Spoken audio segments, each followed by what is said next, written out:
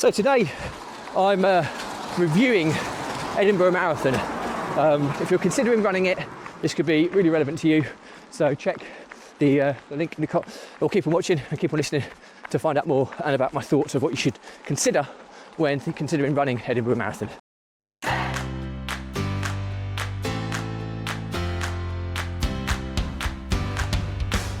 Welcome back to consecutive day 1821 of the Diary of a Runpreneur.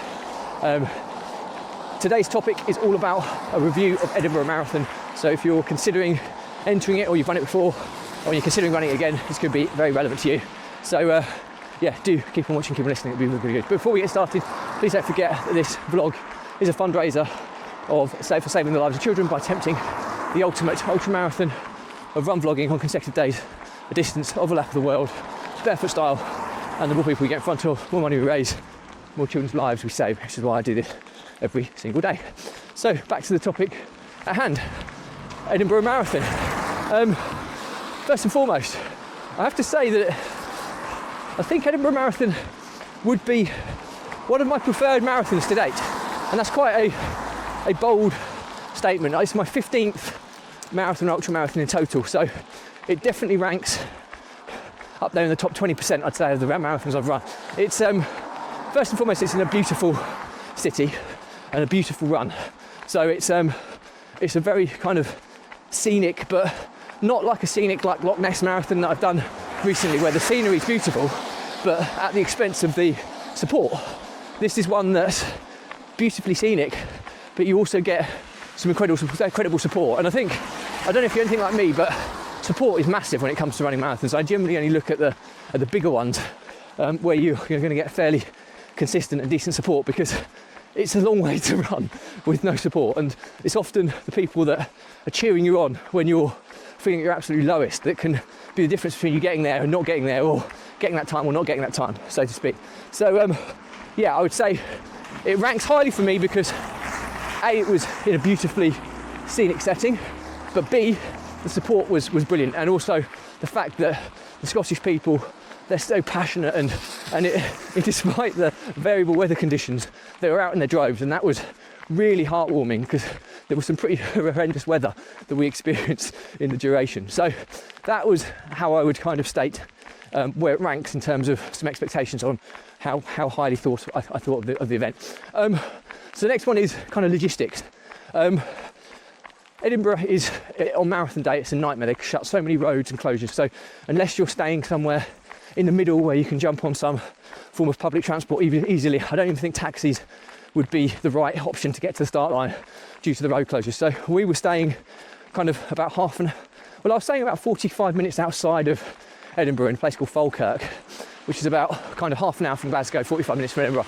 And I basically, because there was no accommodation I could find suitable because I brought my kind of family up as well. So there was my family and my in-laws came up, so there was a party of 7 of us. So I was having to look at Airbnbs and things like that. So yeah, I was a little bit limited on accommodation. If I was coming up on my own, I probably could have found a hotel room or something in central Edinburgh. But accommodation was pretty hard to find in Edinburgh for a larger party. So if you're bringing your family up, that is a consideration to kind of have. Although where I was staying was fine. We had a car, so I drove to a park and ride called Ingleston Park and Ride, which is just on the outskirts, on the kind of western side of Edinburgh, just past the airport. And park and ride, tram in was about 15 minutes.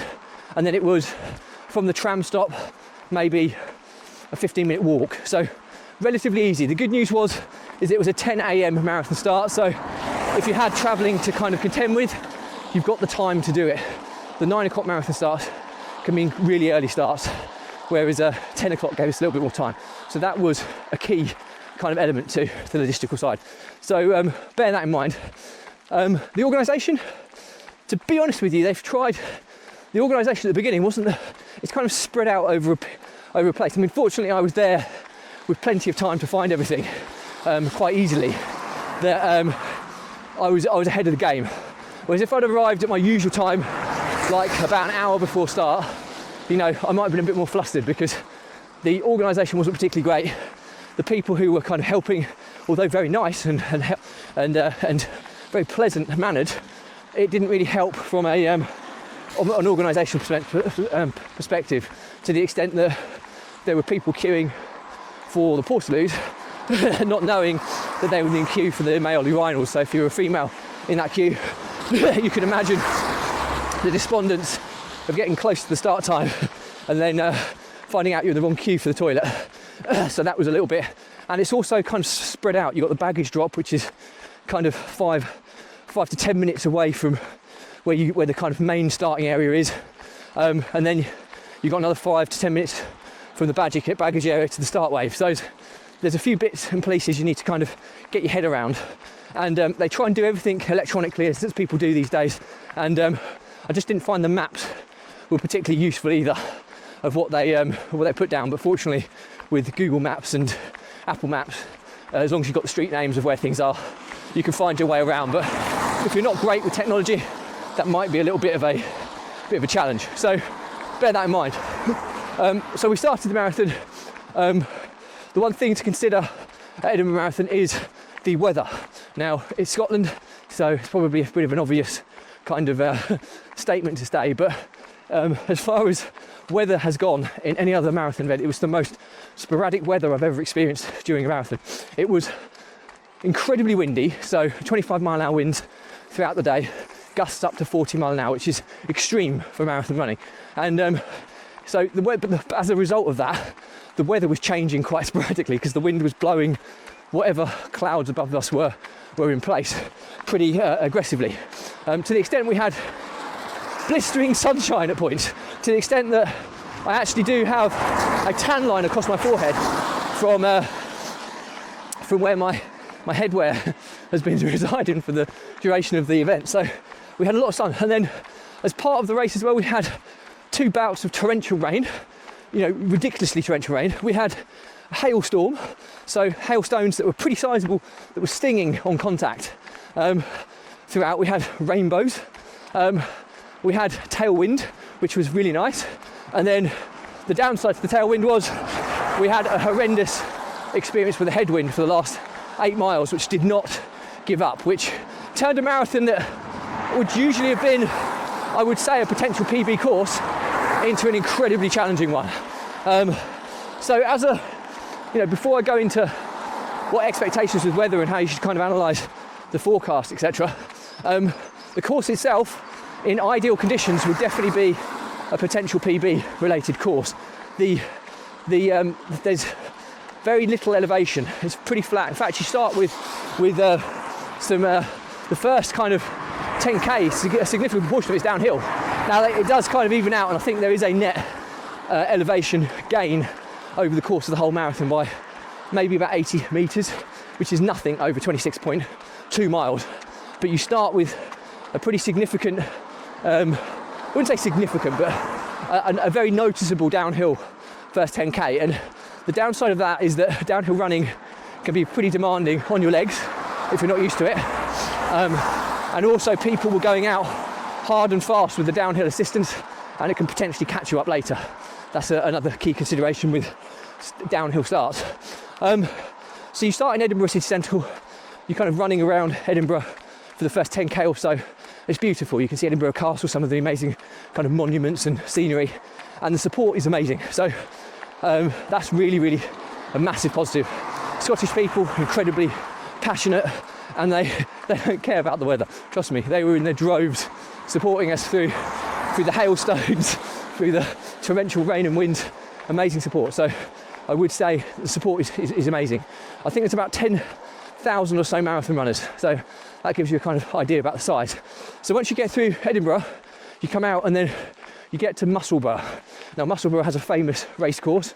Some big races go on there, and a famous golf course, Royal Musselburgh I think it's called. And I think they hold the Scottish Open golf tournament there. So a really beautiful place. And when you get to Musselburgh, you're then along the coastline of the estuary that kind of Edinburgh is part of. And you've got this amazing coastline. The beauty of running around an estuary is that the way the estuaries work, where the sea comes in, it kind of gets, the waves get reduced because there's less space when it's coming into a kind of an estuary, so to speak. So the sea is quite calm and soothing. So whereas you can go to, we were getting really, really windy conditions, yet the waves were menial, and it was really soothing seeing the kind of coastal waves coming in and the sea. And that was quite nice to kind of see. It was quite a soothing, tranquil experience. You then kind of go on till about 18 miles in one direction. So you start at Edinburgh, which is at the western point, and then you go far east out, you go through Musselburgh, quite a lot further on till you get to some kind of park, which is beautiful, a forestry park, and then you kind of run back 8 miles to where you finish in Musselburgh. So I wouldn't say it's an out and back marathon, so to speak. You go 2/3 of it in one direction and a third coming back. And at the I suppose, whether you like out and backs or not, or you like crossovers, there's quite a significant proportion of the race where you're seeing the front runners coming back towards the finish line as you're going out, and then when you're coming back, you're seeing the kind of people who are towards the back of the marathon on their way out. So that can be quite nice or not nice, depending on how you look at it, because you obviously get one side where it's nice and you're seeing the poor people that have got to do all the running that you've already done. But when you're going out, you can also see the really quick people that have kind of done all the hard bit you've got to come, and you don't know how far you've got to come. Well, it's but also you do get a lot of people kind of cheering each other on, which is again, it's like another element of support. So you could look at it from that perspective. But the bit that was incredibly challenging was the weather. So the way this panned out is you could argue if we potentially had 18 miles of tailwind, which is true to some degree. But the problem is that 18 miles of tailwind was at the first 18 miles of the event. And then the one thing you do not want at 18 miles of any marathon, tailwind or not, is then a relentless 25-mile-an-hour headwind for the remaining 8 miles, which made it incredibly challenging. It was almost like when we turned at the far eastern point and started heading back in, the morale and the demeanour of all the runners just dropped like a stone, because we knew we still had 8 miles to go, and if this wind wasn't going to stop, and it didn't, it was a proper grim ending to the marathon, which otherwise would have been a really enjoyable experience. So the other consideration is with weather, adjust your expectations. You know, people always want to run PBs at marathons, especially when you've put all the training and hard work and effort in, but invariably if the weather is not favourable, it can be a bit significant element that you have to take into consideration, to the extent of, if we have unfavourable conditions, I'll normally move my marathon projection time by around about 5 minutes as a negative. So if I was expecting 3 hours 30, I'd expect 3 hours 35. And sometimes that's even generous.